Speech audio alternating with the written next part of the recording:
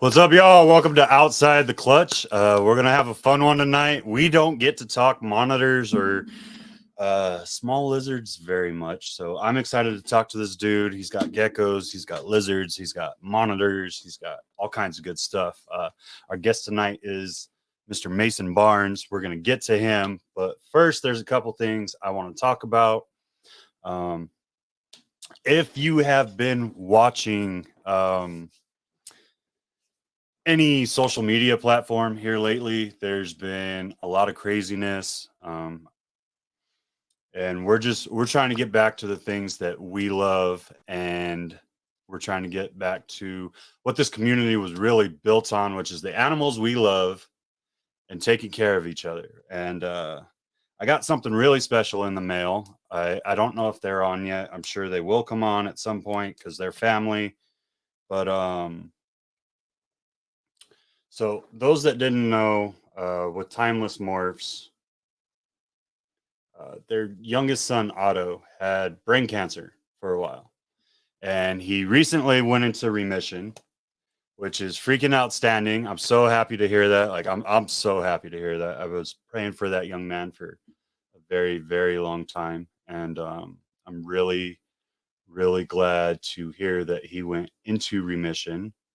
One of the things that I would like to bring up is we have another member now, and all of you know this. I'm wearing one of his shirts tonight, Mr. Brian Barczyk. He's done so much for this industry and just so much for reptiles as a whole, bringing the love of animals to so many of us.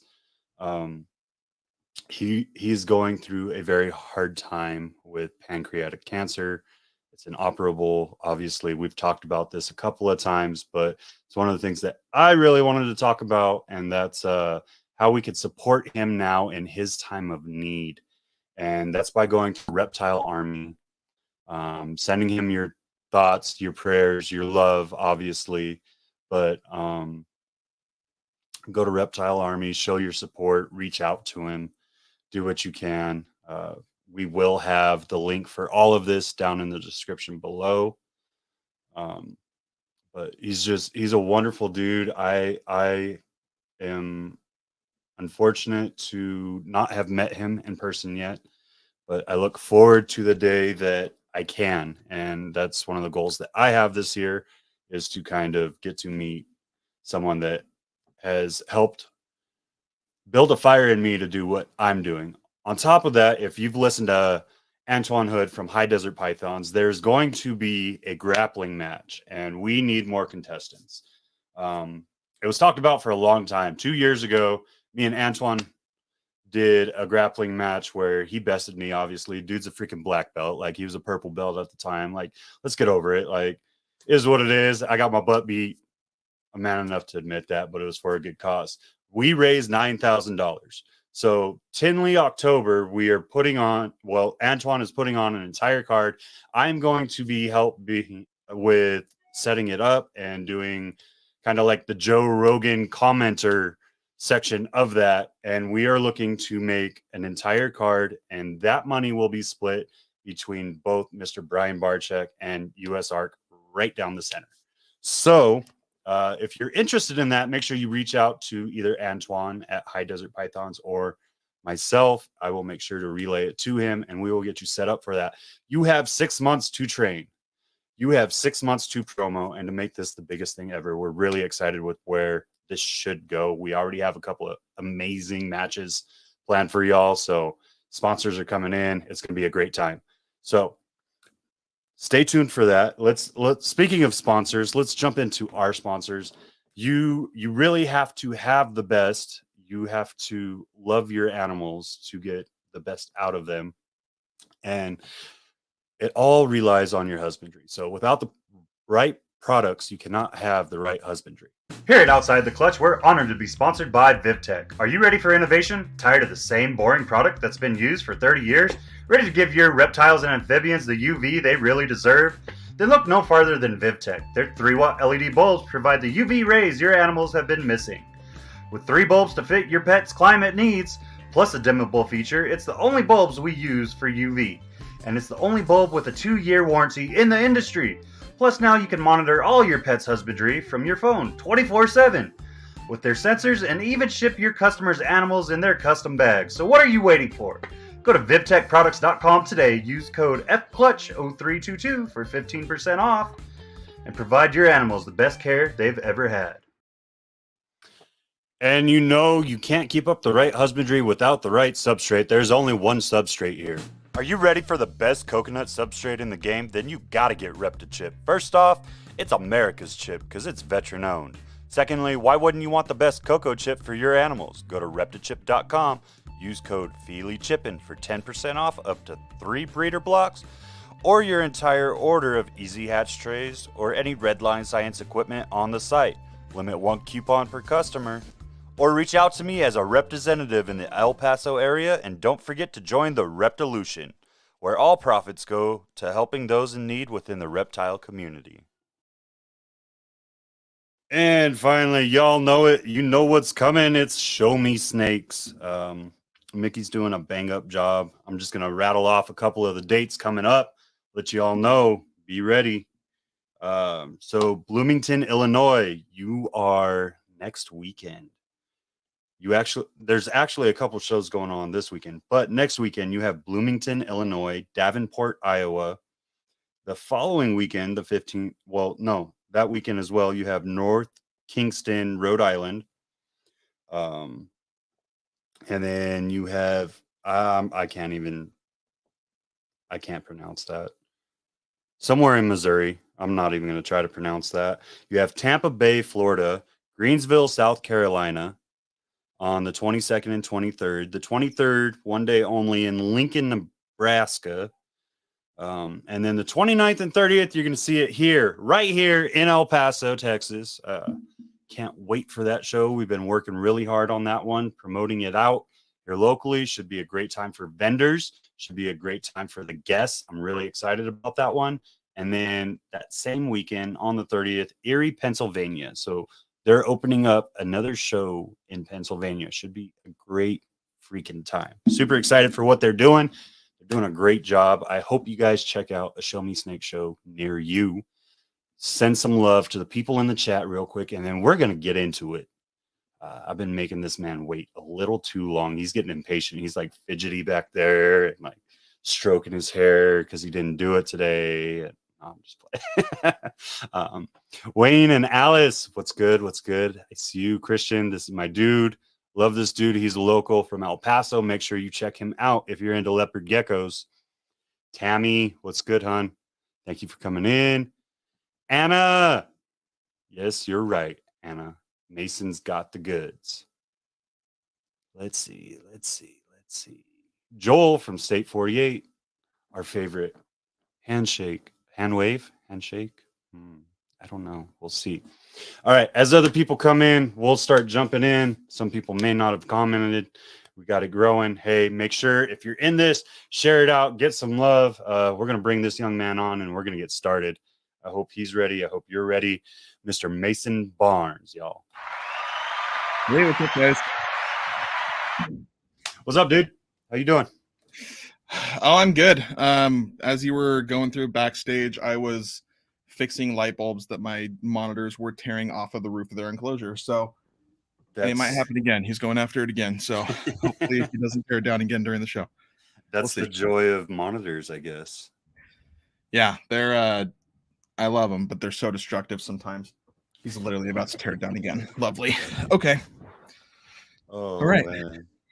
All right. So let's kind of jump into you, man. Let's jump into your life, kind of growing up before reptiles and what brought you into reptiles. So as far as what got me into reptiles, I feel like it's the same story for everyone. I, from a very, very young age, was, I'd go outside, I'd catch lizards, and I was just always fascinated by nature in general, plants, animals. And then I got my first bearded dragon when I was 5. I got it for Christmas from my grandparents and my parents. Oh, so you started super young. Yep. That was the first thing I had, considered an exotic pet. Because, I caught, I'm in California. We have, our western fence lizards. And and stuff like that are all over the place. So I'd go outside and I'd catch those and, throw them in a terrarium for a little bit and feed them and let them go. And, what every kid does, that ends up like me, I guess. Nice. Yeah, I grew up in the desert, so we had all that sort of stuff. So what part of Cali did you come from?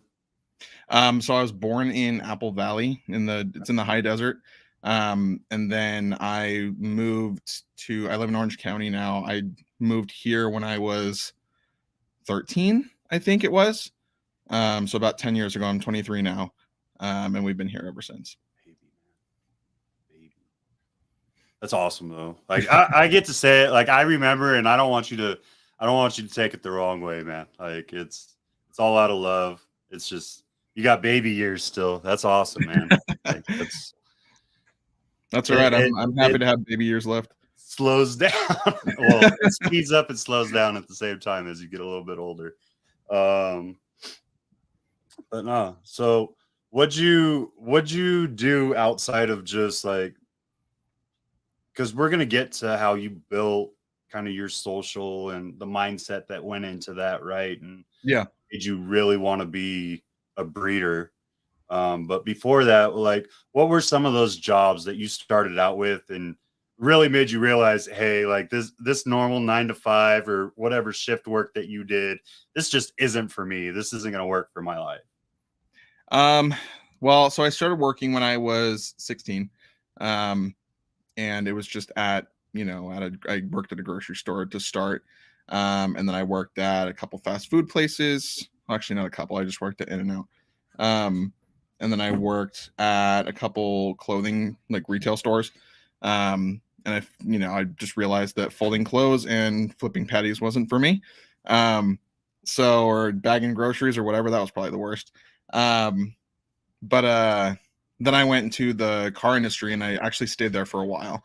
I was at Jaguar and Land Rover for a little bit, and then the bulk of my time in the auto industry was at Mercedes-Benz. And I kind of worked my way up through there. There goes the lights again.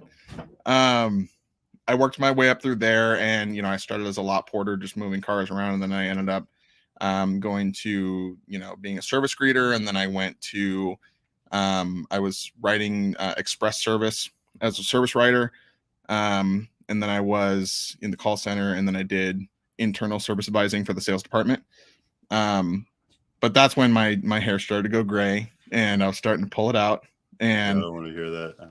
Yeah, I was like, I'm 23, or I was 22 at the time when I decided to quit. And there was a period of time where I wasn't working at like a normal job. I was doing social media full time, and then income kind of dipped a little bit from that because it fluctuates. Then I went back to Mercedes, and now we're no longer working auto dealerships anymore. I just realized that especially with the collection that I have, because I have had this collection through a decent chunk of when I was working at Mercedes, and it's just, managing what I manage and doing social media, that's a full-time job in itself. And then working 40 plus hours a week at a car dealership, while the money was decent, it just wasn't worth the stress. I completely feel that, man. I did car sales for a year. Oh, okay. And it turned me into one of the most despicable people. Like I drank heavily every night just to go to sleep because I didn't like who I was when I looked at myself. So, dude, people say the auto industry is brutal, but no one really knows how brutal it is till you work in it. Yeah. So I feel you, man. Like it definitely wasn't for me. I like to believe myself as very good at customer service and like a decent salesman. I won't say I'm a great salesman, but I'm a decent salesman. Like if you come in looking for it and you're itching for it, I'm gonna get you to leave with it. But yeah, man, that was just that's a different experience. And then like the hours, like you don't understand how many hours these people spend cold calling and all this other crap, and you're just like, oh, I hate myself. Like the only Yep. thing you're thinking about by 5 o'clock, and you know you got to wait till 7, 8 o'clock at night to get out.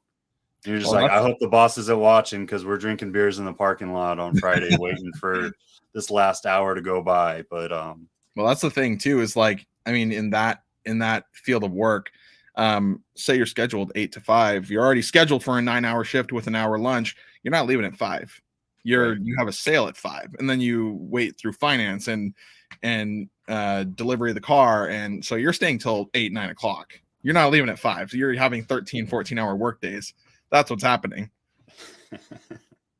So what made you decide, okay, these jobs are not for me? Like obviously this isn't what I enjoy. You had the animals, so there was an inkling there, right? Where you're like, okay, this is kind of where my passion is. Yep. But you didn't really pursue that first. You pursued social media. What drew you to social media to kind of build a brand before you decided to start breeding stuff out? So, it was actually, I actually didn't really have a desire to do social media at the beginning. This was when TikTok was pretty new. And my buddy had hopped on it, and I was in a couple of his videos. He's a magician. And he, at this point he's grown to be one of the largest creators on the app. His at is the card guy. Him and I went to church together. And so we were friends before the social media. And then I was in some of his videos. He's like, dude, just make an account. I'll tag you, whatever.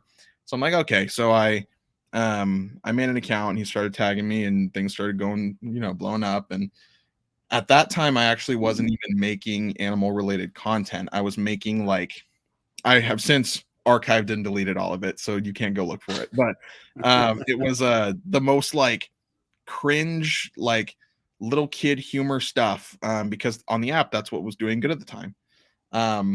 So I actually grew my first 800,000 followers doing that on TikTok. And then so I grew up with animals my whole life, but in high school I had gotten out of it, and my last animals that I had from when I was a kid had passed away, and I was like, I need a little bit of a break. So I took a little 2, 3, 4 year hiatus from keeping reptiles, and then I got back into it. And I mean, I was bored. It was, this was how long ago was this? 4 years ago, maybe. After I'd gotten out of high school, and I was like, you know what, I'm bored. I want a lizard again. And so I went and I got an electric blue day gecko, and then it just spiraled from there. Now I went from one lizard, and now I have over 100. So that's kind of where we're at. You're the same as all us snake people, man. Yep. No, it's just as bad. Yep. Oh, I know. And I'm literally, from my point of view right now, I'm watching all of my monitors destroy their cages that I just cleaned and made all nice and pretty again. I got to do it daily. But I wouldn't change it for the world. The monitors specifically are my pride and joy. I could be having the worst day, and I walk in and I play with my monitors and hang out with them, and total mood change. That's kind of where my heart is. And I love all animals. I love everything that I keep, of course, and whatever, but the monitors are where my heart is. And so once my lace monitors are looking at me. Once I got that electric blue day gecko, and I'm like, you know what? I grew up watching Brian. I grew up, watching Kevin over at Nerd. That's what I enjoyed watching. So I'm like, how can I modernize this in current, modern day social media, and turn it into something that is fast paced, will catch in the algorithm. But then I posed a question to myself. Okay, the only animal that I have right now is an electric blue day gecko. They're fast as hell. You can't hold them. They're pretty. They're beautiful to look at. But you can't hold them. So what do I film with it?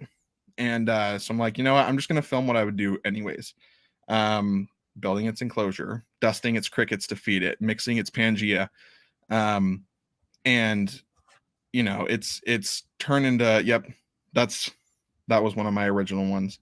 And it turned into something where it's like, you know, not the average person doesn't see that every day. Right. Oh, I gotta go through and delete some of those. You're reminding me. Um, Oh no, it's too late now. Hey, someone go get that snapshot. Go get that um, snapshot.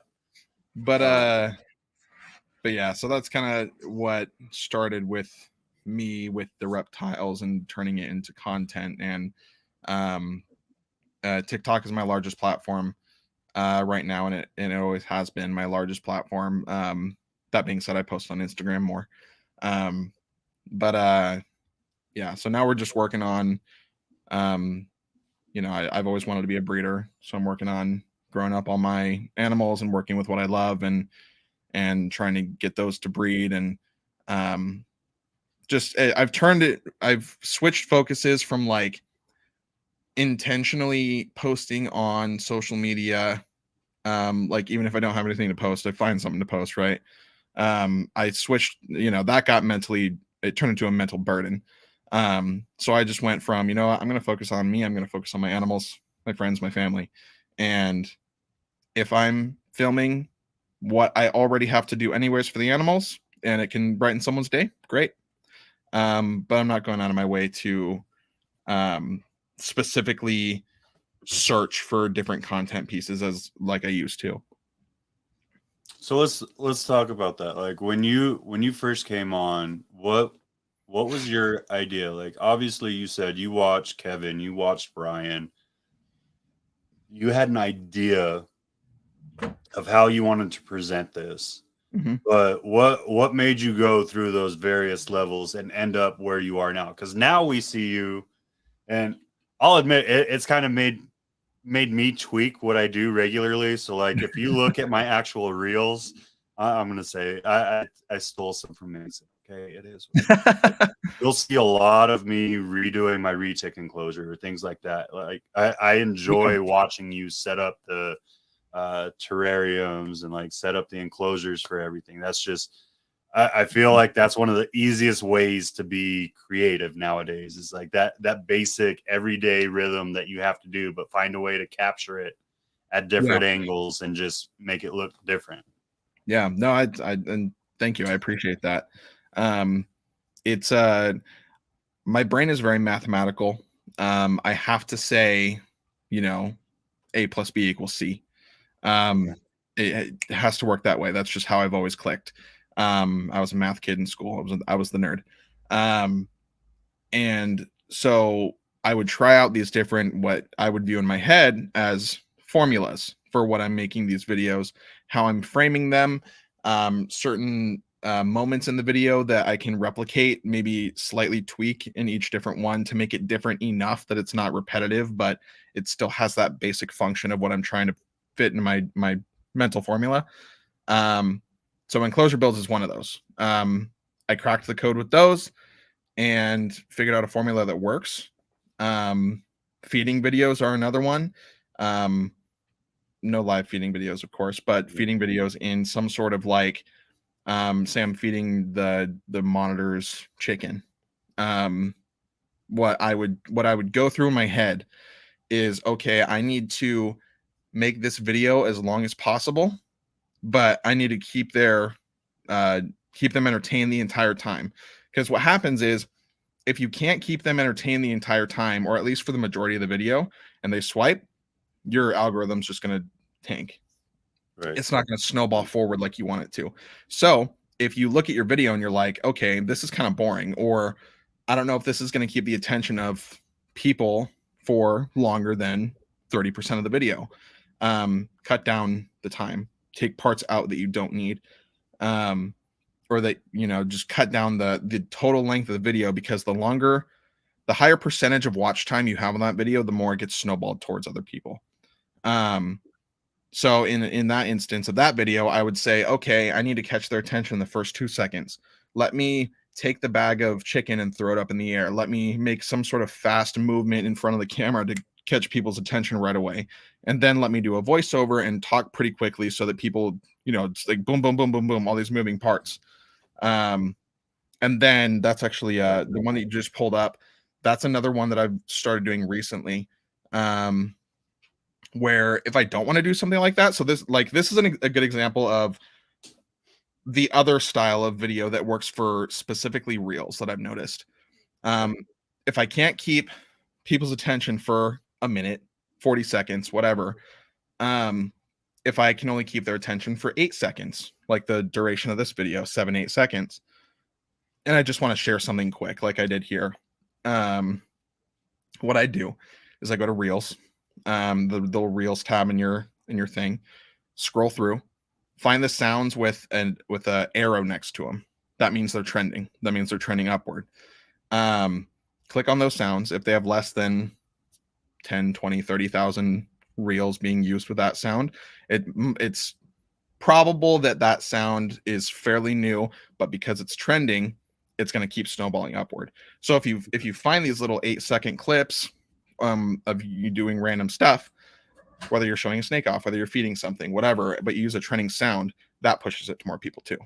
So if I can't keep people's attention with voiceover, 40, 60-second duration, what I would normally fit into one of my normal formulas, if you will, and I just need to get something out, or I would just want to show something simple like feeding them, look for trending sounds, throw a trending sound on there, boom, you're good.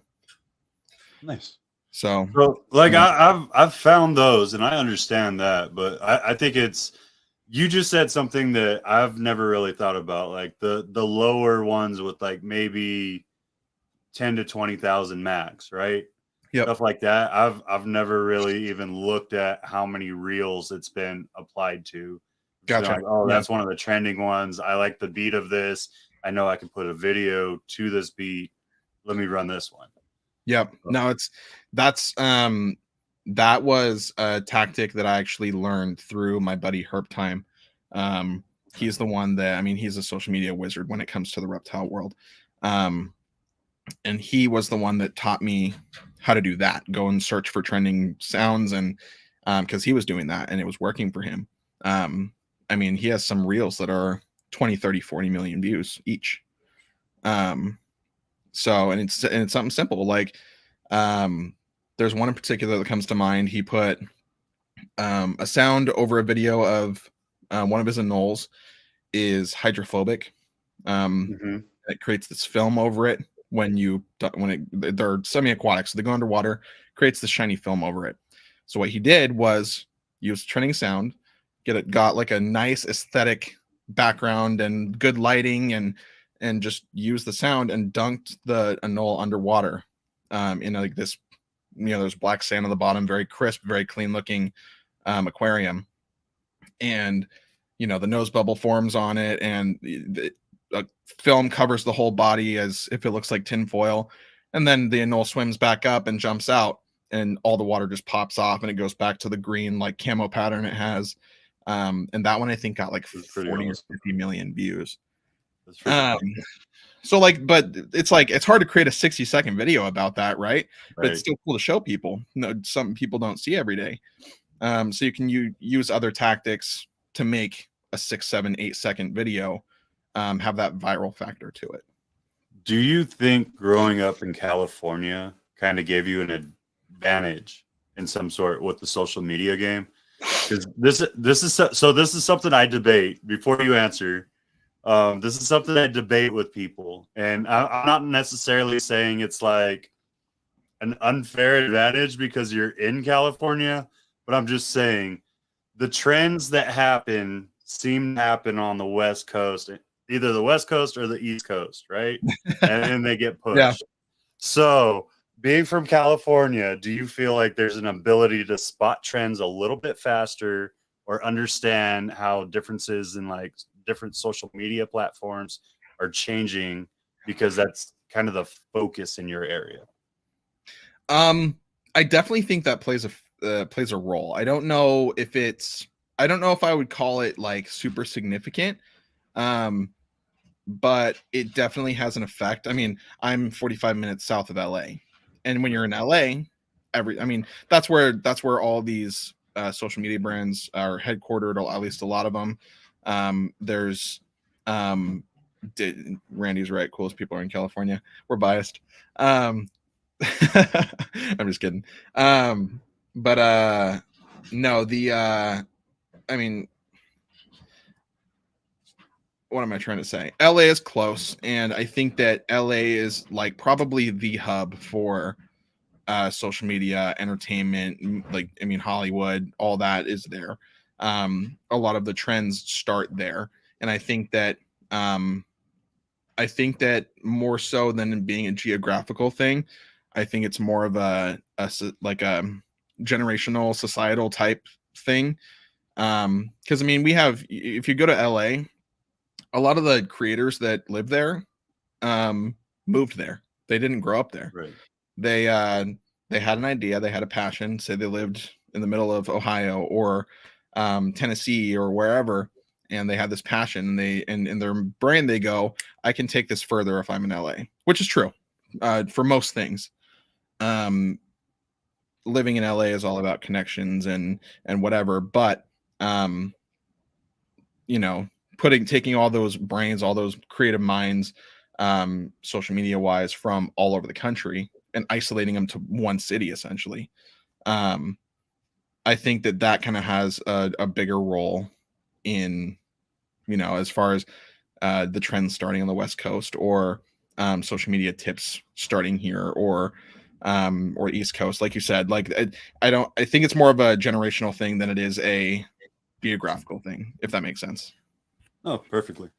I think it's so here we very much so we live in the past. Like where I live in El Paso, man, you're more likely to still get more hits on ads if you run it through the radio versus like television or social media or anything. Like I'm like 15 years in the past where I live. Oh, wow. So everything that hits here is just a little bit different. So like I'll see with the way people do stuff in other areas. I'm just like, man, like when it hits here, it's gonna be so like you can prepare and it sets you up locally to be very successful, right? Because you can see what's coming and you can understand it before it gets here. But it's just like it literally feels like I'm living 15 years ago when I go anywhere else in the country.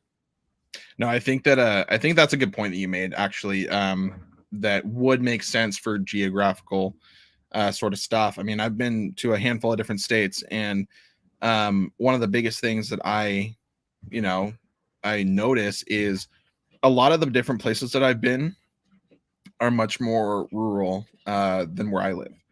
And that's not a bad thing. I love rural, gorgeous locations, all the different places of the US. I love traveling and seeing how different people live and whatever. But that's actually a good point that you made.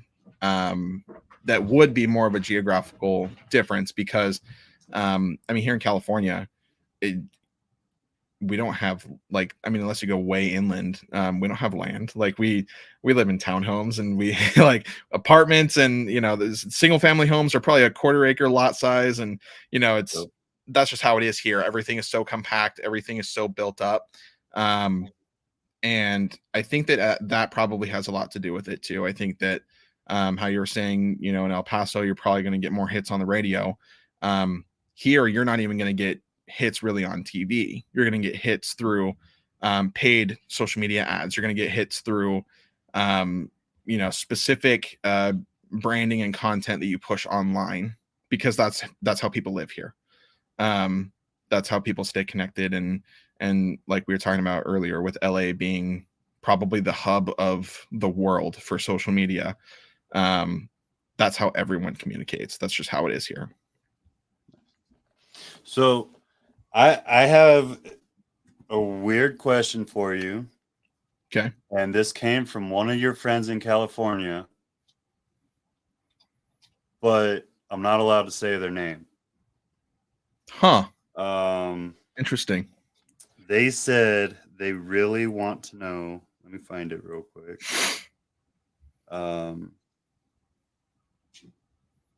When are you actually going to breed or become relevant as a breeder. And it was just to give you a hard time.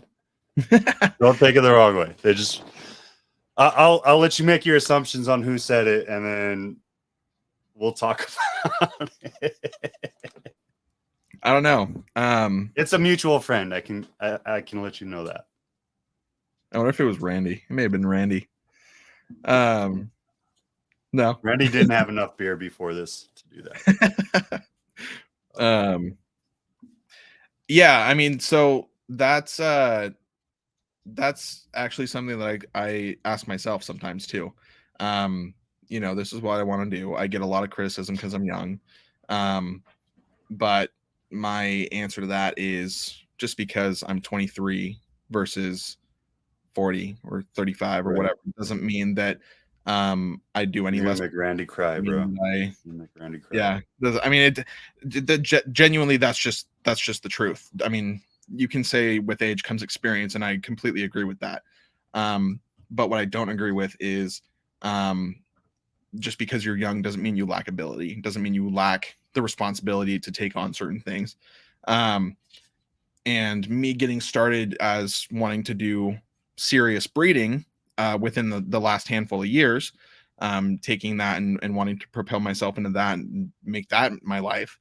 I started with a lot of investment animals that, you know, I'd spend good chunks of money on, but I had to give them as babies. So I guess to answer that question, if everything goes right for me this year, I should have some really nice stuff producing. I've been breeding things for years. I've been selling, you know, electric blue day geckos for 2 or 3 years now. I've bred other stuff, different smaller lizards that don't take as long to mature. I breed Europlatus geckos, the satanic leaf tails. I have all that stuff already going. That's already selling. So right there, to be fair, right there, you're already doing more species and working more species than most people have touched that have been in this for a long time. I'm just saying, and I'm not going to say that geckos are difficult to breed, but each species requires just that slight variance. Right. No, and I think so too. I'm learning that the hard way, very much so, because I got 3 different species, but it's different. No, it is, and even each different species is different. I bred satanic leaf tails before I bred crested geckos. You know, like that's just what I wanted to do. Satanic leaf tails are significantly harder to breed than crested geckos are. And certain, I mean, geckos are like the ball pythons of geckos, dude. You just you throw them together and they're gonna do it. And I bred ball pythons too. I had my first clutch last year, and I'm in the process of breeding them more right now. You know, that's still ramping up, but yeah, the geckos, I mean, I've already had all that stuff going and whatever, so it's, but I mean, this year, like I said, if everything goes right, I should have some nice stuff. I don't want to, you know, jinx yourself, count my eggs before they hatch, or jinx myself, but we know what happens there, man. But you know, I'm gonna talk crap to Josh. It was Josh. I'm gonna let the tag out. It was Josh from South Bay. No, that guy. Speaking of which, y'all, he got blocked off of Instagram again. So let's give him a hard time. Again, they just kicked him off of Instagram again. It's because he was talking shit. No, I love Josh. I love him. I would say you're very much so a relevant breeder at this point. Like you're putting out animals that don't get bred by very many people, for one. For two, it's nice to see a change. I think that's one of the greatest things about you being in California. Like, let's face it, it's like one of the biggest ball python meccas in the world. Yep. Like you're just you go to the Reptile Super Show and 90% of it's ball pythons, which is probably why I will never been there, but I love going there. Yeah, super shows are a fun. It's just it's an overwhelming amount of ball pythons. But I think that it's important to note what you just said. I mean, like I said, Josh and I are good friends. But I think that the standard for what qualifies you as a real breeder, quote unquote, is different in everybody's minds, right? Right. Some people, I've been producing geckos for a handful of years. People say, "Oh, you're not a real breeder. You're just putting some geckos together," and in their head, they're correct, and that's their opinion. Josh told me, he's like, "Oh, you've bred snakes now. You can call yourself a real breeder." That's where his shit talk's coming from. He's like, "Oh, you, no, they're still ball pythons, but you're a real breeder now that you bred snakes." And then I had other people say, you bred you bred satanic leaf tails. That considers you a real breeder now. Everyone's metric is different, man. Like, that's why you just got to do what you want to do. I completely agree, man. Like, honestly, I don't care who you are. I don't care what you breed. If you've successfully brought new life in, I'm going to consider you a breeder. Whether you're a relevant breeder or not, I don't know, but you're a breeder, right?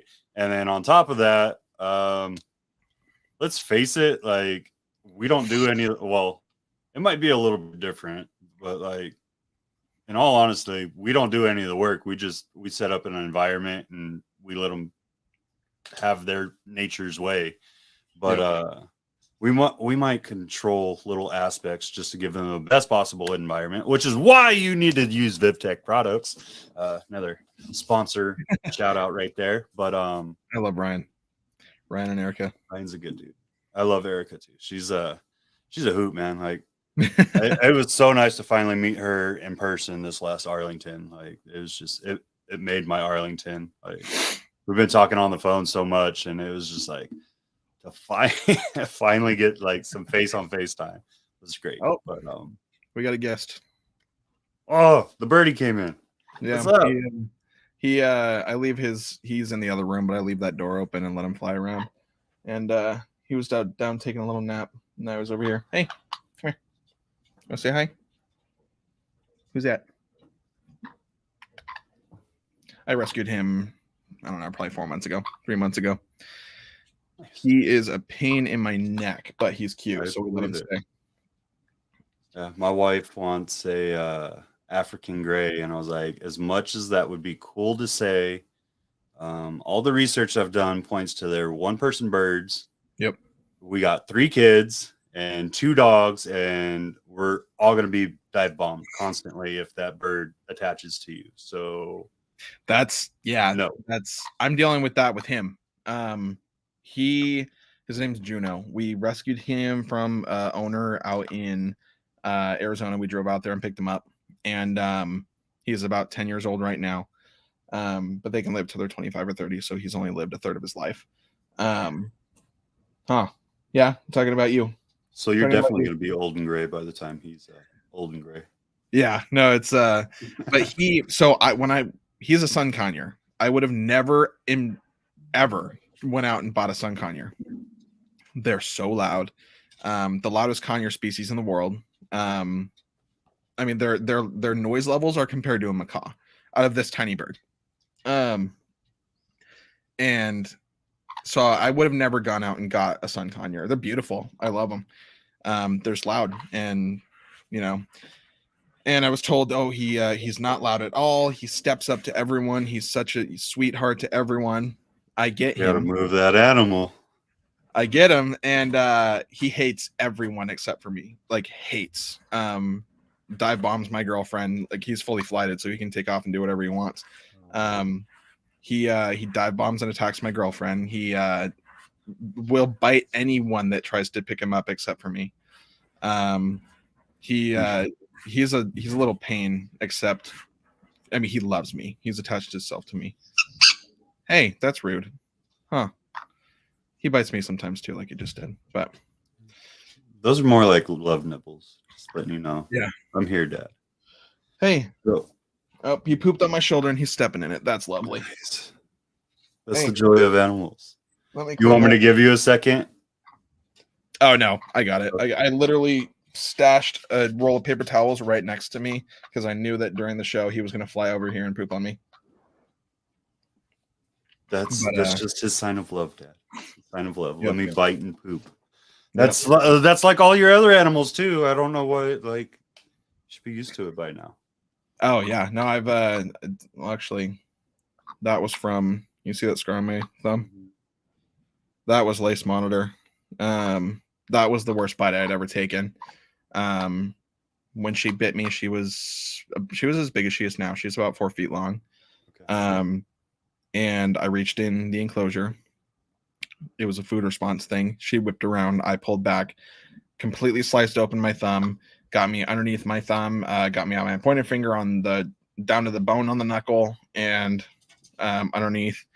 And I mean, luckily my girlfriend was there and she had a first aid kit and we wrapped it up. And should I have gotten stitches? Yes, but we wrapped it up and we stopped the bleeding. But yeah, it left me that gnarly thumb scar. And then I can only bend this finger about that much before it starts hurting. I think there's scar tissue in my knuckle or something. Yeah.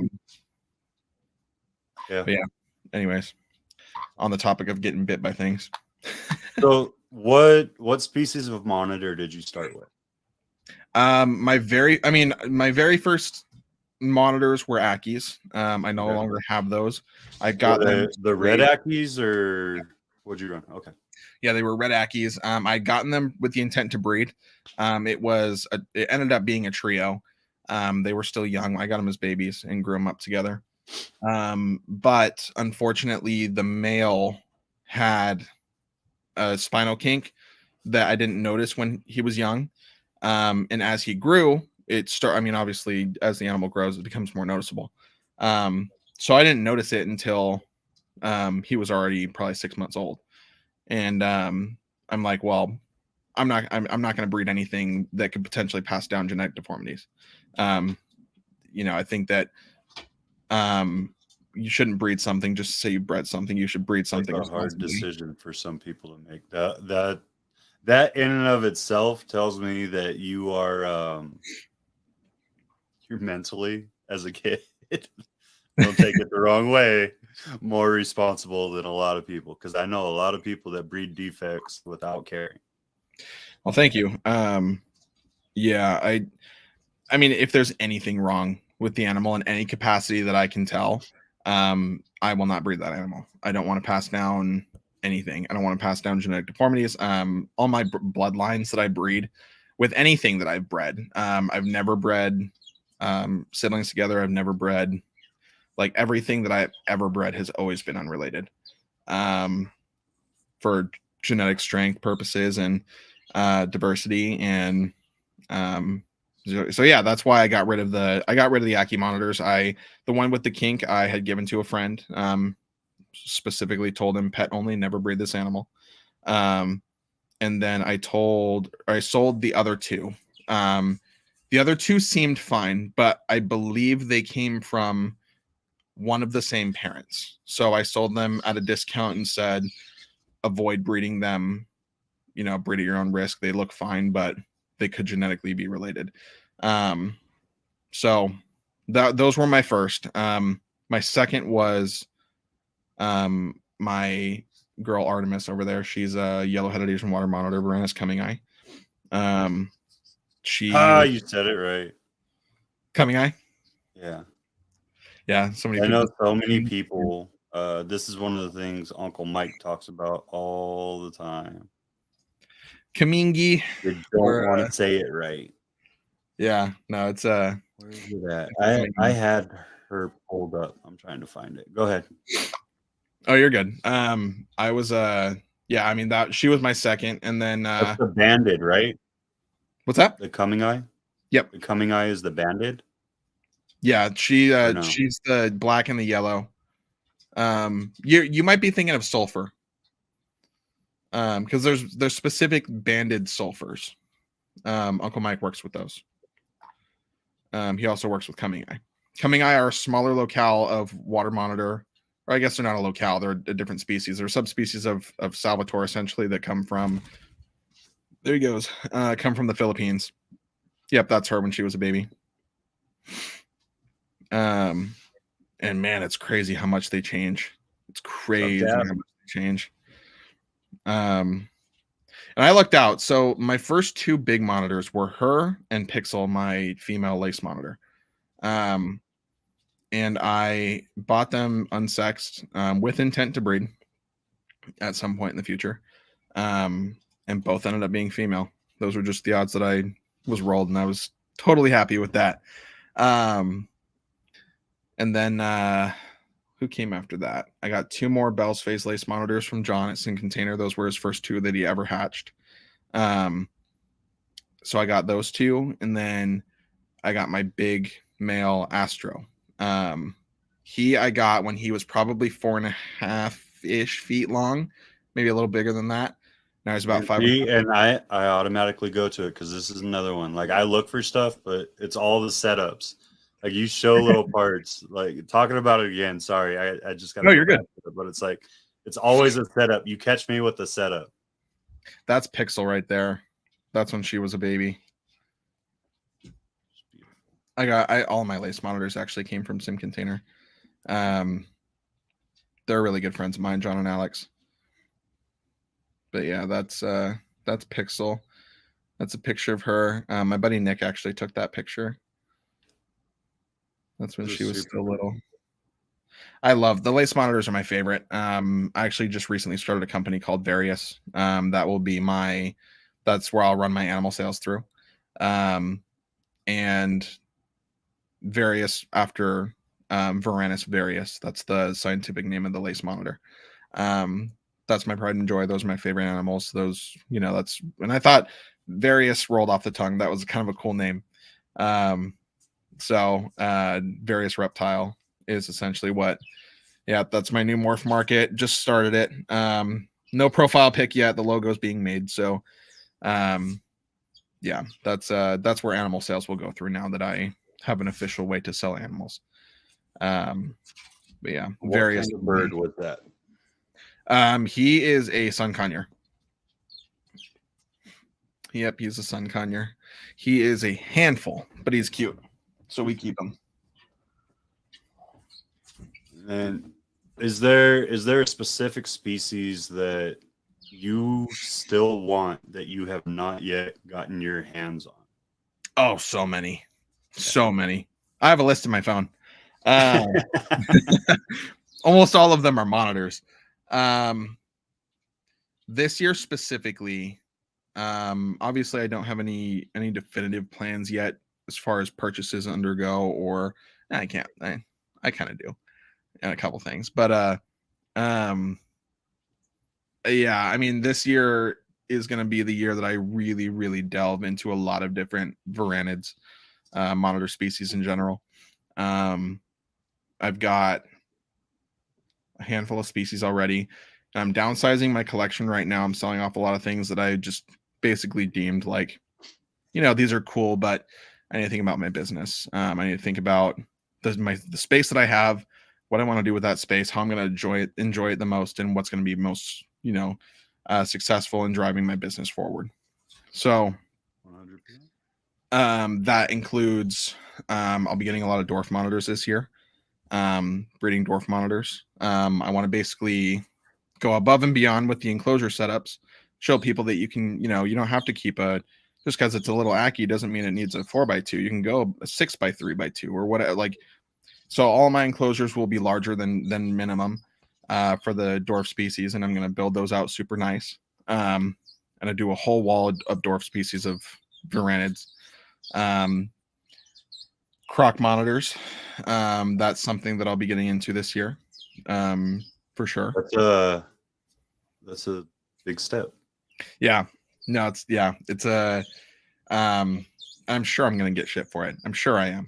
I'm calling it right now.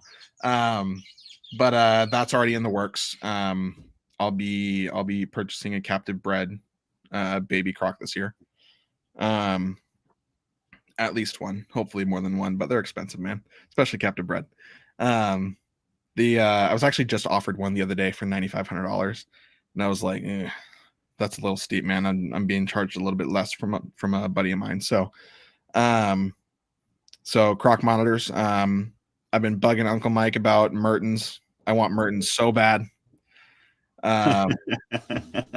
So yeah, I can go on and on and on.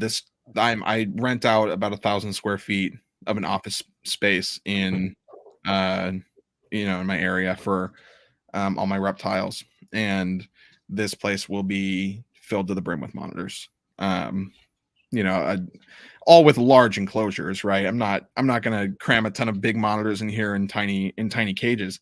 Right. Everything will have above minimum.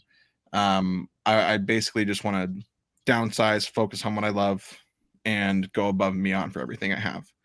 So does that mean you're stepping out of snakes altogether then? Or what's your plan? No, um, Look at that smirk. You got do I want to talk I about I this? thought about it. I thought about selling off all my snakes. But what it really came down to was I was like, I mean, with all the stuff going on with people talking in the ball python world and um the people getting out, oh, you weren't meant to be in this anyways, or whatever. I kind of took that a little bit to heart in my decision making. I was like, you know what? I've been wanting to breed ball pythons since I was 7 years old, 5 years old, however little I was, watching Brian do it. That's what I wanted to do with my life. Do I enjoy other things more so now? Sure. But I still love my snakes. I still love my ball pythons. I love the genetic diversity. I love you put one combo with another combo, you roll the odds of what you're going to get.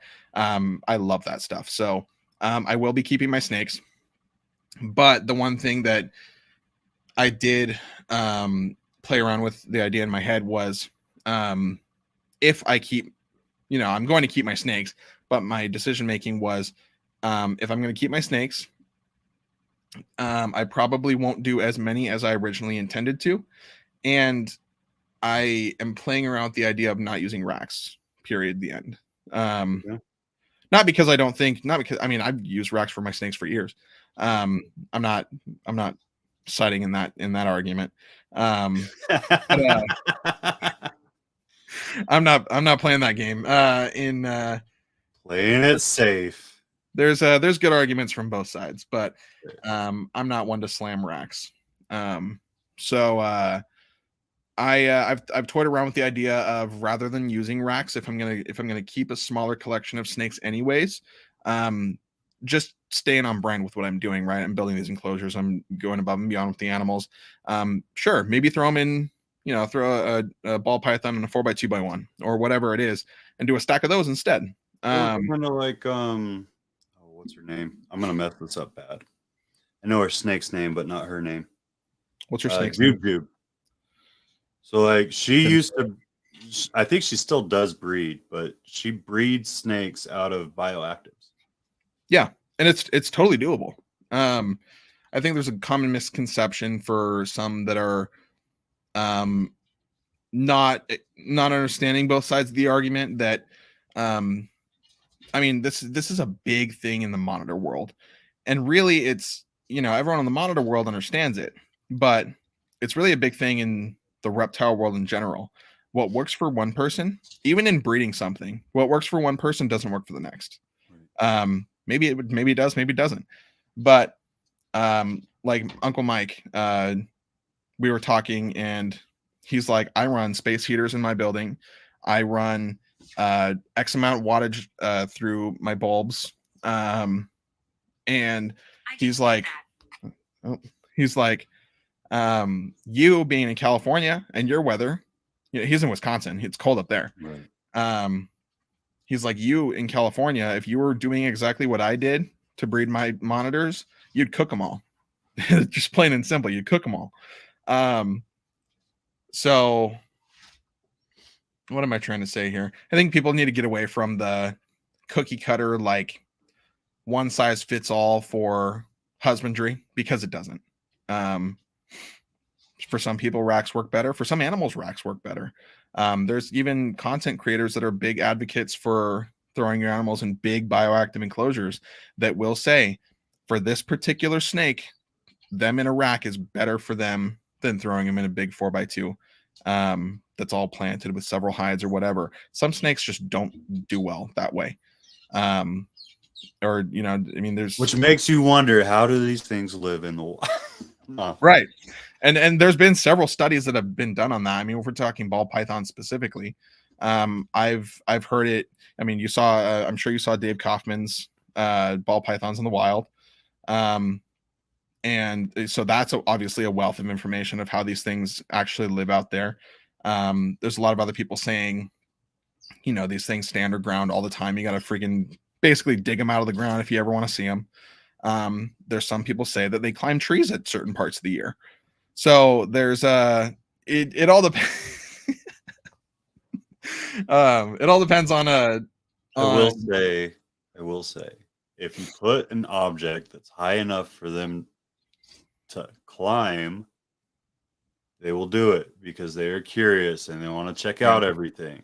I will say, I've had a freaking banana ball python coil around a little. My wife put, when we were doing tanks, my wife put a golden candlestick holder that was probably 6-7 inches tall, right? Well, the snake went up and it coiled around and it looked like a ball python trying to mimic a GTP. No kidding. And I thought it was awesome. And I still think it's awesome, but so they will climb, but I don't know. I kind of side with Dave on that. Like, I really truly believe there has to be a reason, like either the tunnels are flooding, right, or they're in a search for food and they're not finding rats on the ground. So they're going in to look for birds or whatever they can find. No, I completely agree with that. And I think that this is like one of the biggest things that I actually just had a conversation with my buddy about it the other day. In captivity, provided that husbandry is perfect and they're with a responsible owner, why do you think they live longer? Right. They're fed on a schedule. They have perfect temperatures, perfect humidity. In the wild, they're battling the elements. They might not eat for a month at a time. They don't get hand fed a rat once a week. And we have to take that into consideration too. Just because something, and I'm saying this as a very blanket statement because I don't want to piss anyone off. But you can't go down the middle all the time. Sometimes. No, I agree. Okay, Mason. It's okay. Some people. No, I'm just kidding. No, I just think, there's in not every instance is it necessary to replicate wild conditions. Because if you're replicating wild conditions, say you throw your ball python into a monsoon simulator or whatever it is, right? Throw them into a 2-week long rainstorm. Flood their little, give them a 4x2 and then flood their burrow twice a day. Like, people aren't doing that, right? Why? Because it's not good for them. They try to escape that. Those are the elements that they're battling in the wild. And so in a lot of, what am I trying to say here? In a lot of instances, it's not entirely necessary to replicate natural environment for a lot of different species. For some species, I think absolutely replicate it as best you can. Like, even if it's down to like Dale at Tamira Designs. He's a buddy of mine and he's relatively local. He's up in LA. He can make a chameleon cage that mimics the light cycle that's going on in Madagascar at the time that it's happening. It's connected to I think a weather app or something. Mm-hmm. Computers control that. He can dim the lights on and off. The mist systems are on a schedule. And it's best representing Madagascar's natural environment for a panther chameleon in captivity. I think that's great. Basically what I'm trying to get at is there's environmental factors outside of captivity that can kill your animal that we don't deal with in captivity. You don't want to bring into your right. You don't setting. Yeah. Don't try to mimic everything is what I'm trying to say. So you've had the opportunity to kind of build yourself up. Where do you see your ambitions taking you right now? Like where do you see Various going now that you're full-fledged pushing it as a professional breeder and your social media, and you've found a way to make it as a professional because you do that full time. Where's various leading up to in your eyes right now? I would, I mean, it's very ambitious, but I feel like, being young and having high standards for yourself is important. Or at any age, I think having high standards for yourself is important. But I would like to be not necessarily the largest monitor breeder in the world, but the most responsible and what am I trying to say? I just want to produce high quality, responsibly bred monitors, particularly Varanids in general, and other unique specialty animals that people they can't easily get their hands on, or high end genetics of stuff that are more common, like crested geckos or ball pythons. But monitors are the focus for me. My girlfriend, her main focus is hognose snakes. We're doing this together, and so we just want to bring the market high quality, responsibly bred, nice animals. And I'd like to do that in like a big influential way, if that makes sense. Like if you go to a super show, I want to have a massive booth with an 8x8x4 center display on a nice big stand that replicates the Australian outback with a 5-foot lace monitor in it. That's the kind of push and drive that I want to do. I'm going to show people. I want to show people that keeping these animals is not as difficult as some people make it out to be. I want to show people that might not have all the knowledge that it's attainable. And I want to show people that you can go above and beyond for your animals. And the minimum is a minimum for a reason. You don't, you can always go bigger. You just have to do it properly. Right. I So love that, man. That's kind of I think more people need that mindset. I'm guilty of it myself. Like I'm not gonna lie, I'm guilty of it myself. There's very much so racks behind me.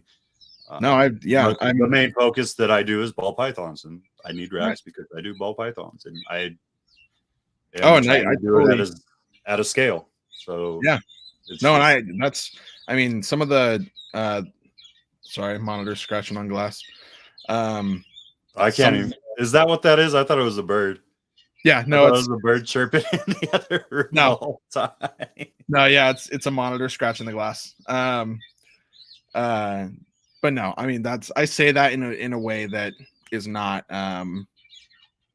like I said earlier, I am not one to talk down on racks. Justin is someone that I've watched for years. I've always respected him. Will, Royal Canadian Reptiles, mad respect for him. The ball python community, Randy, mad respect for Randy. Just don't be one of the guys with the ridiculously large banner. Randy, I'm going to have the largest banner, the biggest of them all. And I'm going to, on one side, it's going to have the various logo. And on the other side, I'm going to put a collage of you all across the back. Just pictures of your face. No, the ball python community was probably the first to accept me, if that makes sense. When I took this seriously, when I got into the social media, when I started doing what I'm doing at a larger scale, and taking all this breeding stuff seriously and whatever, I have so many friends in the ball python world. I wanted to be a ball python breeder my whole life. And I mean, some of those people are some of the ones that I look up to most in the reptile world because of what they built.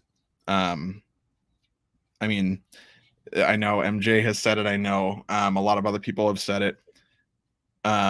Ball pythons, I would argue, are the bread and butter and what makes the reptile world go round. You'd like that, Ed, huh? That's my buddy Ed. But yeah, no, I think that ball pythons are very important to the community. Like I said, MJ said it. If it weren't for the ball pythons, he wouldn't have some of the stuff he has now.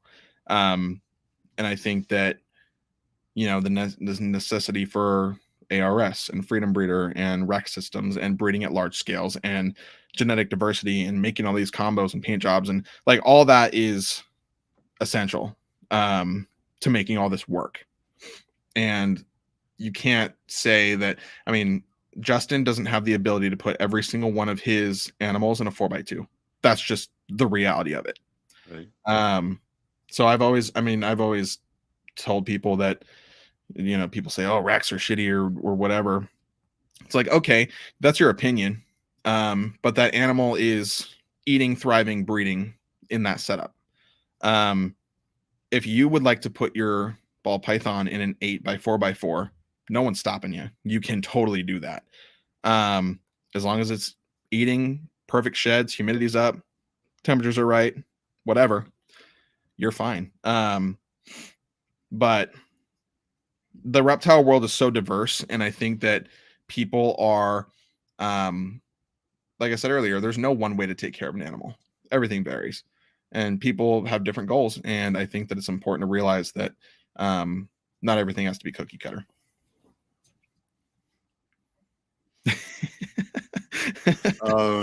So let's talk about that. You said the ball python community was the first one to really accept you in that. As you've moved into other communities, whether it be like the gecko community or the monitor community, how has the pushback been?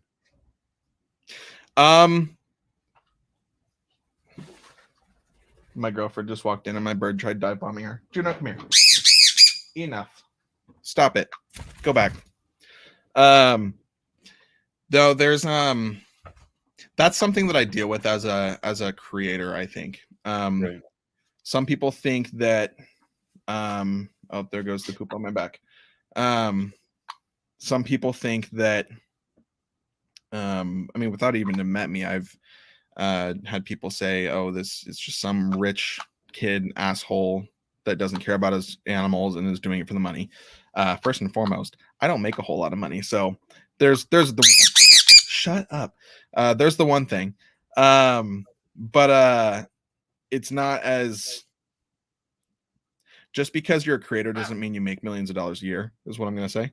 And I wouldn't at all be doing what I'm doing if it weren't for my animals. I would ditch social media in a second if it meant that I could just do what I love with my animals. That's the truth. But that being said, people having different opinions of me or whatever they want to do, certain communities have definitely been more accepting than others. Why? I have no idea. But you need to stop. The certain communities have been more accepting than others. I have lots of friends in a lot of different communities across the reptile world. The three most accepting that I've been involved in have been the ball python people, the day gecko people, and the monitor people.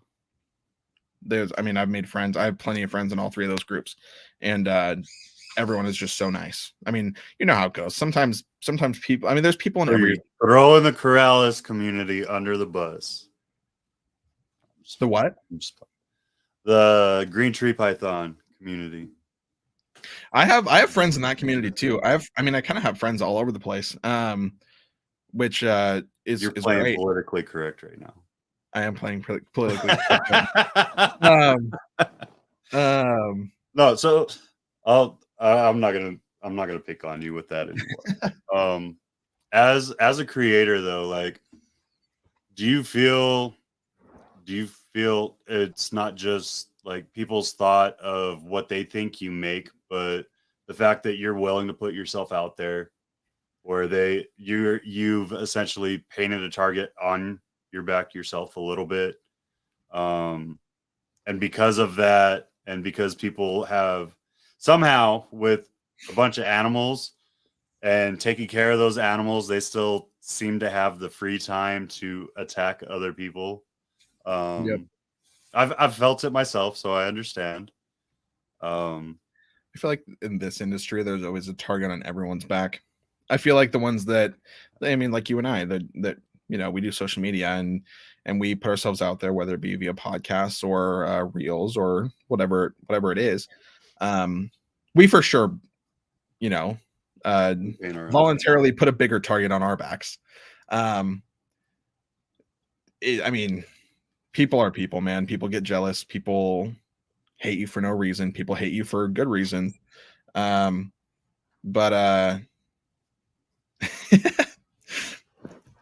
Herb Time's the real billionaire. What's it called? Yeah, I mean, people are gonna hate you all over the world. People are gonna hate you for what you do. People are gonna be jealous. But like we were talking about earlier, if you're doing right by you, your friends, your family, your animals, keeping things responsible and whatever, I think that's what matters. People are going to be jealous. I mean, when I got lace monitors, people were giving me shit just because I had lace monitors and I'm 23. It was probably the 50-year-olds that wanted lace monitors their whole life that can't have lace monitors. But that was mean. I didn't mean that. But no, it's I mean, you just got to do you, man. Like I said, do right by your friends, do right by your right by your animals. People will always be jealous. 100%. You've had the opportunity to one, meet some of your heroes. I brought up Brian obviously because we brought up Brian earlier, and he's meant so much to so many in the community, right? But I would like to take a moment and just kind of pull in what that opportunity to meet one of your heroes so far in the industry has meant for you. And then two, if there was another person that you haven't had the opportunity to meet yet that you would really want to meet, who would that person be and why? Yeah.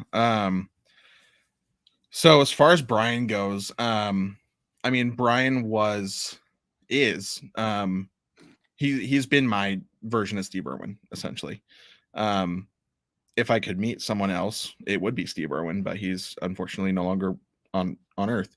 But Brian, I mean, I grew up watching Brian since I was a little kid. Like I said in that post, my favorite time of the day was to sit down and watch Snake Bites TV, watch the vlog or whatever it was, watch him collect ball python eggs. Like I said, I want to be a ball python breeder because of him. Or do whatever, I wouldn't be where I am now if it weren't for Brian. And getting the opportunity to meet him and call him a friend is, first of all, something I thought would never happen. I just, like we were talking before the podcast, I'm a normal dude. I consider myself a normal dude. I don't think that I'm better than anybody else. I don't think that I deserve special privileges to meet certain people because I have a higher follower count than anybody else. I'm a normal dude, and I treat everyone, if you have one follower, if you have a million, the same. But I never thought that I would meet Brian. And then we had met. I had gone out to the Reptarium. I went to, he had me as a creator at Animal Con, and got to touch base with him and hang out with him there. And then he came out to California and did a little part for the vlog in my office, which was like the most surreal thing to me. We start the clip with Astro, my big lace monitor, climbing up my back, and we do a whole bit on him and my geckos, and Brian's just like, it was just awesome. Brian's an incredible human. I think that some people may not be able to, he's received criticism, but everyone that's met him knows how genuine and how awesome Brian is. And I mean, he deserves everything positive that comes at him. He really does. He is the most like humble, nice, welcoming human being. And like I said, I'm grateful to call him a friend. He's obviously struggling right now. I think that if anyone has the ability to support him in any capacity, there's a GoFundMe to help him fund his dream projects right now. He just started his chemo treatments. Things are tough for Brian right now. And one thing that I've held true in this difficult time for him is not just me, but a lot of us wouldn't be who we are or what we're doing what we're doing if it weren't for Brian. And I think in this time we need to come together and help him as much as we can. Like I'm sure you saw the USARK Tinley, the auction. I think the final total was 60 something thousand for him.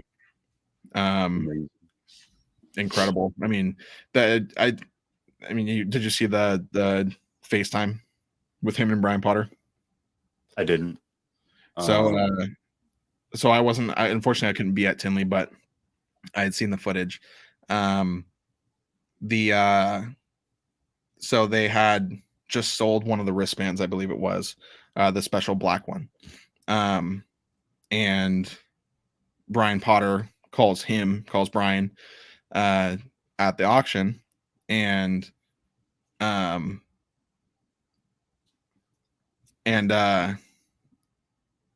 basically tells him, "Hey buddy, we just raised $57,000 for you."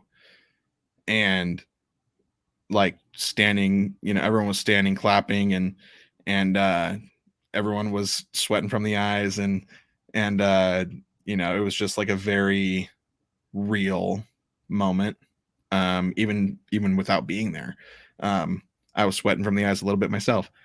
And it's just, what am I trying to say? It's important to come together, and I think that a lot of us already are, which is incredible.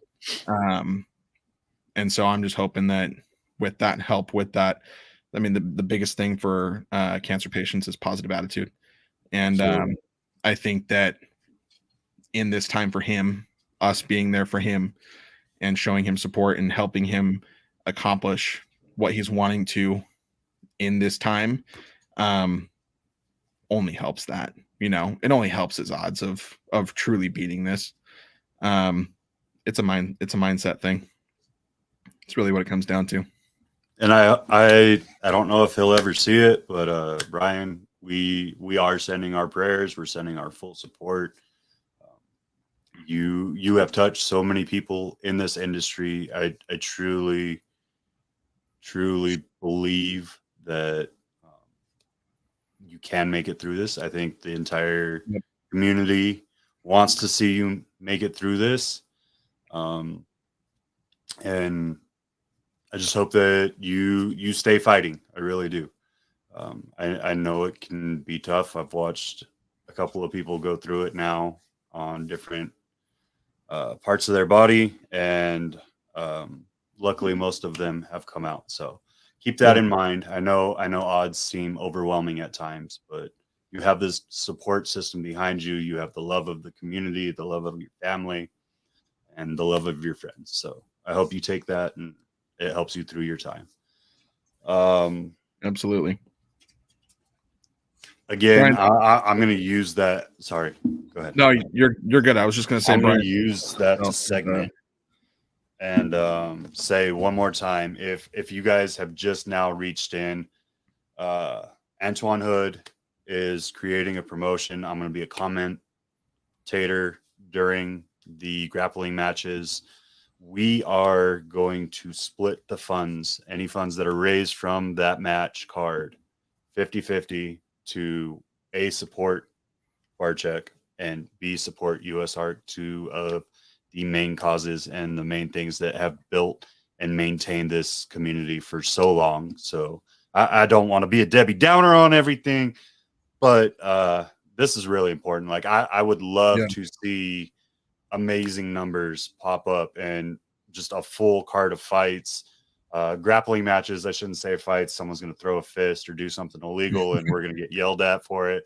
But it would be great to see just that support behind this. And I know a couple of people that follow this channel are already involved in it, so I thank you guys for it.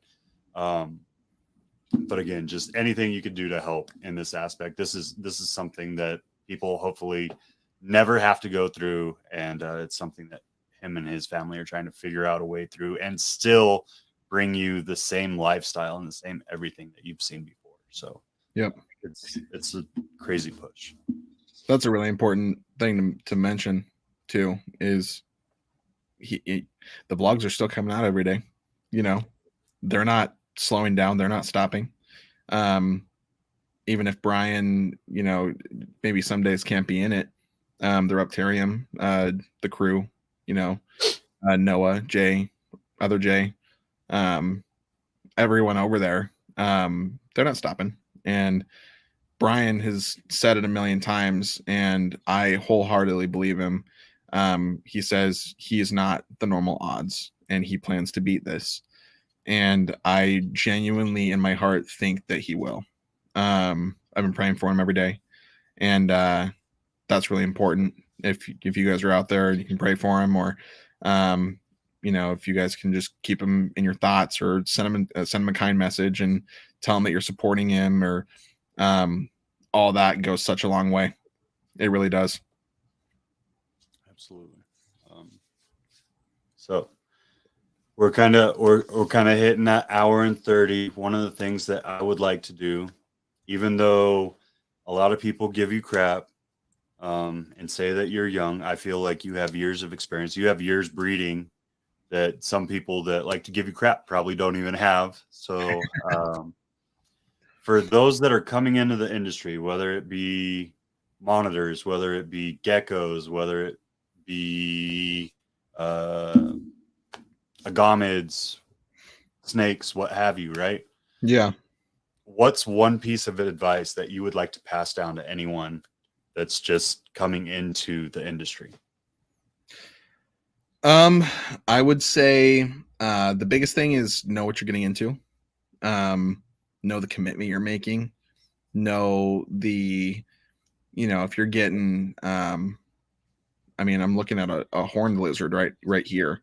Those are fairly difficult to care for versus a leopard gecko.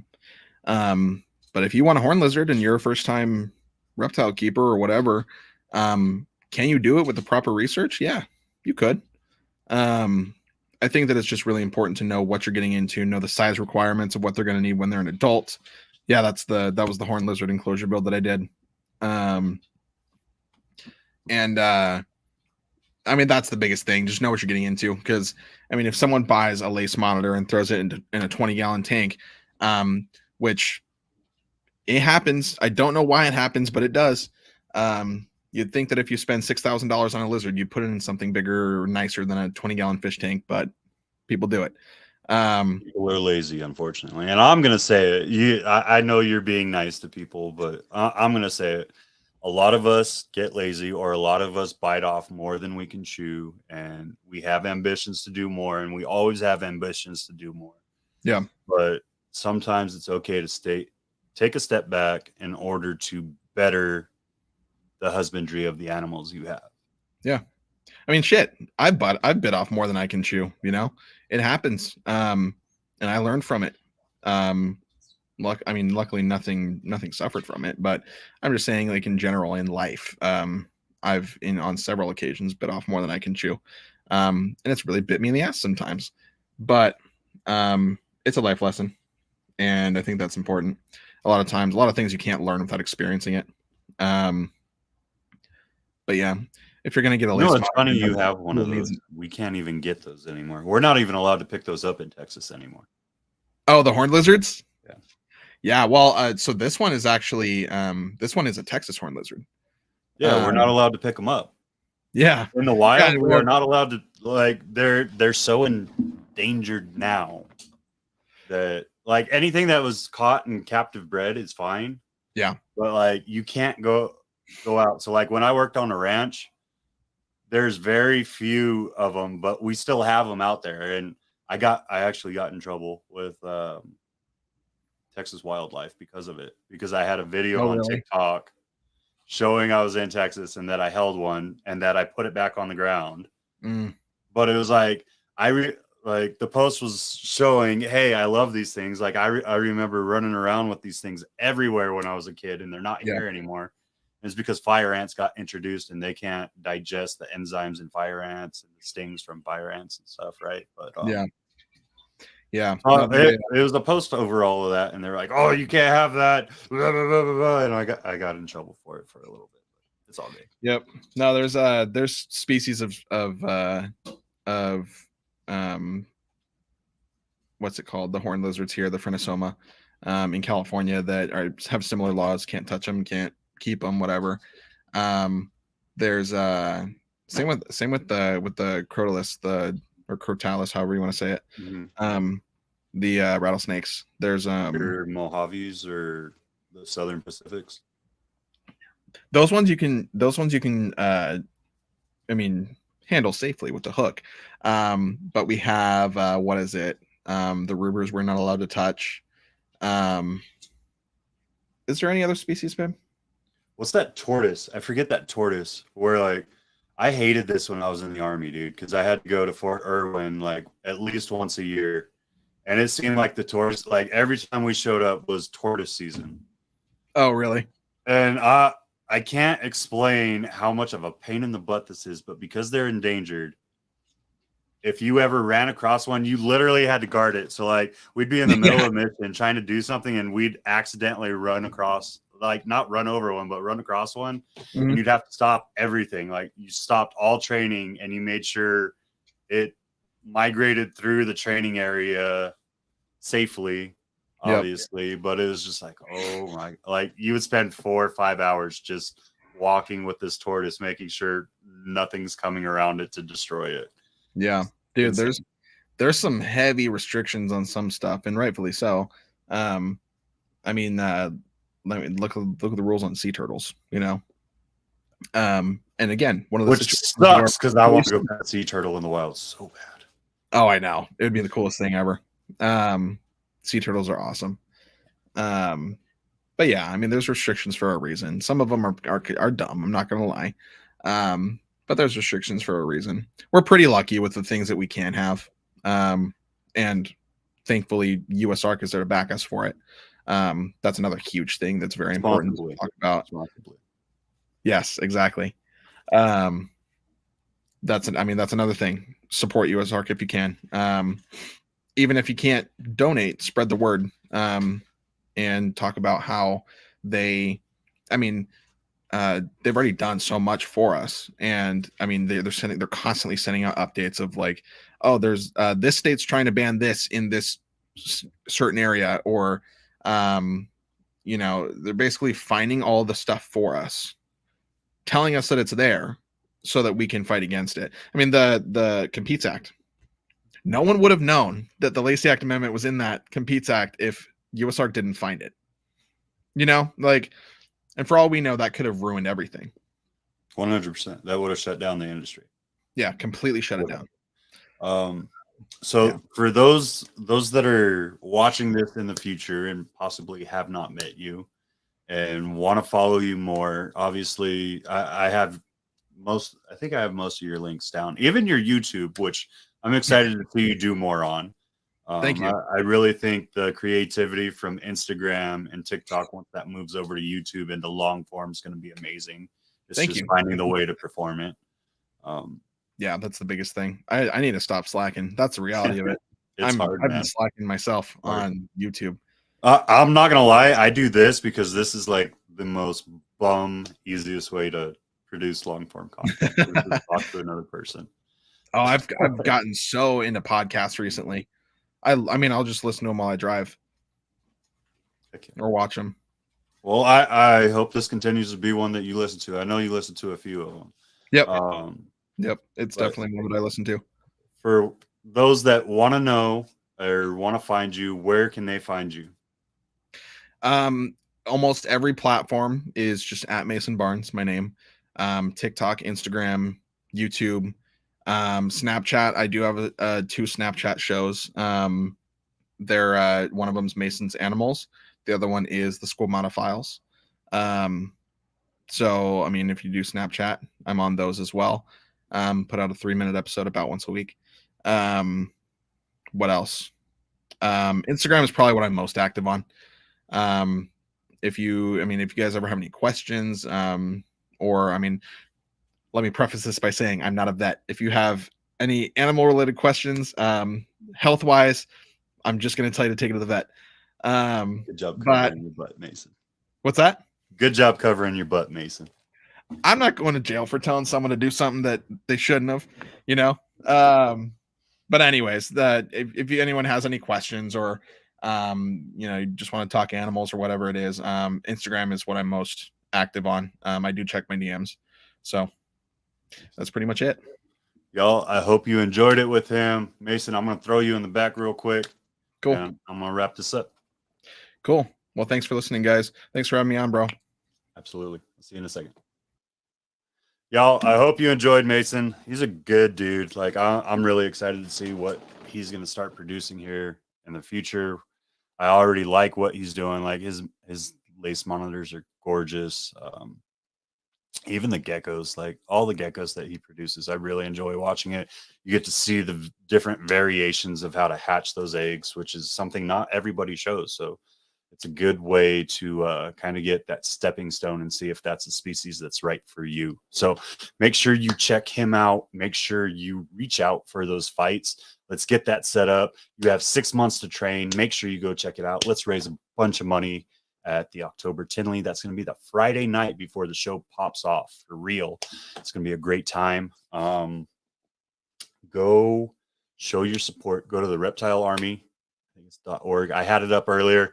Go check the Reptile Army out. If you haven't supported yet, just make sure you're showing support. And then we'll see you guys next week. Next week, we're going to have someone a little bit new to the industry, does an amazing job with graphic design, just has become one of my really near and dear friends in the industry. Adler from Serpent Eclipse Reptiles next week. So make sure you stay tuned for that. Love y'all. I'll see you next week. Y'all stay blessed.